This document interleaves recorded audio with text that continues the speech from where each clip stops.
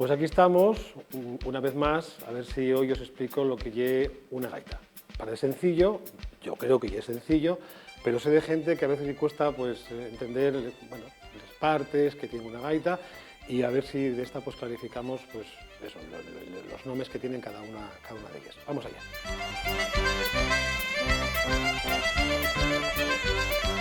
Pues en una gaita, la parte fundamental, la que hace sonar las melodías, y esta que tengo aquí en la mano, que llamamos el puntero, ¿vale? Aquí es donde, digamos, están las grandes diferencias entre una gaita buena y una gaita no tan buena o mala, ¿vale? Aquí los artesanos, y donde, digamos, que lucen el so traballo, ¿vale? Esta piecina, que como veis, y donde coloco los dedos, digamos que iría aquí. Luego os hablo de la parte del fuelle, ¿vale? Pero la que veis aquí ahora mismo en esta gaita que tenéis colocada en este pie, ¿vale? Después tenemos el roncón. El roncón, esta pieza tan larga que veis aquí, que en realidad no es así de llaga, ¿vale? En realidad son varias piezas que están engarzadas una en la otra, que sería empezando por la de arriba del todo, esta que llevamos la copa, ¿vale? ¿Sabéis ahí? Copa, que tiene esta forma, ¿vale? de copa y que va, digamos que taladrada por dentro con una forma también muy parecida a lo que veis por fuera, pero con otro perfil, que es lo que hace, digamos que el sonido lo contribuye a ese sonido tan característico del roncón como nota acompañante, como nota bordón, constante.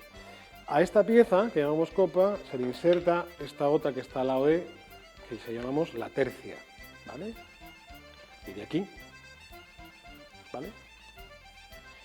Y luego tenemos otra que llamamos la prima, ¿vale? Que sería esta que tenéis aquí, que es la que va, vamos, la que encaja directamente en la otra pieza que llamamos el asiento, ¿vale? Esto, ¿vale? Así, si añadimos lo que lo va a sonar, que ya esta piecina pequeña que llamamos payón, que suena como un reclamo,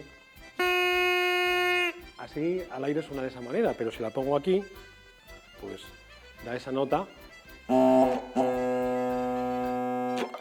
constante, que es la que siempre está acompañando de manera permanente al sonido del puntero, ¿vale? Pues eso sería un roncón con el payón puesto. El puntero, ¿vale? Por sí solo no suena. Necesita de otra piecina muy pequeña que se fae en bambú, cañavera, ¿vale? Que llamamos la payuela. Y es pequeñina, muy pequeñina, pero os aseguro que es muy complicada de hacer y sobre todo de hacer que suene bien, ¿vale? Al aire suena así. No se puede conseguir mucho más, pero si la pongo aquí arriba, automáticamente ya al aire, vamos, puesta en el puntero, sonaría así. Como podéis comprobar, ya da una nota constante y a partir de ahí, poniendo los dedos en los agujeros, ya puedo empezar a hacer melodías. Así de sencillo. Entonces, el puntero, como veis, va en su asiento correspondiente, que los asientos son estos tres que tengo aquí.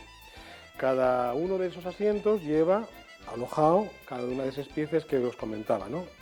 En este caso, este sería el asiento del puntero, que es este que está aquí, que os lo puedo enseñar aquí en un fuelle, que luego os digo lo que es el fuelle, ¿vale? Sería este asiento, el del puntero, este otro, voy a ver si me salgo de piezas, este otro sería el del soplete, que el soplete yo creo que es bastante obvio, y esta pieza por la que introducimos el aire en el fuelle. Insisto, ahora os cuento lo que es el fuelle, ¿vale? Y luego tenemos el asiento del roncón, ¿vale? El del roncón, ahí ya instalado el fuelle, en un fuelle un poco raro, ya ahora os lo cuento, que sería donde va alojado todo el roncón, ¿vale? Entonces, la gaita, como veis, con todos sus piezas en sus asientos y puesto en el puntero, sería así, ¿vale? Las tres piezas de la gaita puestas en sus asientos y colocados en el fuelle. Fuelle, que es lo que de alguna forma hace que la gaita sea un instrumento, o desde hace muchos años ya, desde mucho tiempo atrás, exclusivo, ¿no? O sea, una gaita se llama gaita, ¿por qué? Porque lleva fuelle. ¿Cuál es la ventaja de un fuelle? Pues que permite hacer que el sonido no se acabe nunca, sabiendo manejar, lógicamente, la técnica del fuelle. ¿De acuerdo? Antiguamente, hacíanse, aquí tenéis un fuelle de los, que consideramos antiguos, que hay gaiteros que a día de hoy todavía quieren tener un fuelle de estas características, que es ni más ni menos que tiene piel. ¿De qué tipo de piel? Pues piel de cordero, piel de cabrito, que por las medidas, en una edad concreta, son les determinadas para poder meterlo dentro de una funda o un vestido, ¿vale?